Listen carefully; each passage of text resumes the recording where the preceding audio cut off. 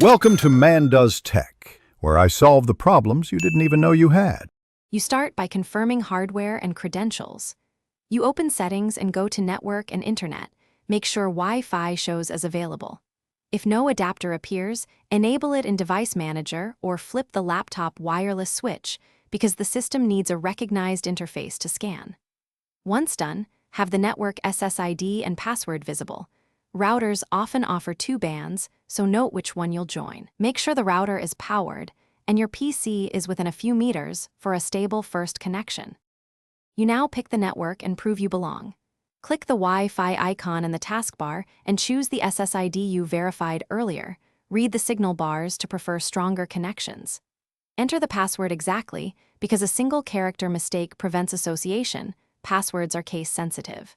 Choose WPA2 or WPA3 encryption when prompted, since that protects your traffic. After connecting, mark the network as private if it's your home. This enables file sharing and trusted device discovery while keeping things organized. You finish by confirming connectivity and handling hiccups.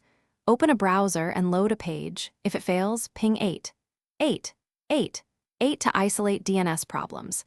If nothing responds, restart the router and your PC because many transient issues clear with a reboot. Make sure wireless drivers are current. Outdated drivers block modern encryption. If problems persist, reset network settings or switch between DHCP and a correct static IP, since misconfigured addresses often cause loss of access. This single step resolves many. Thanks for watching. If you found this helpful, don't forget to like and subscribe.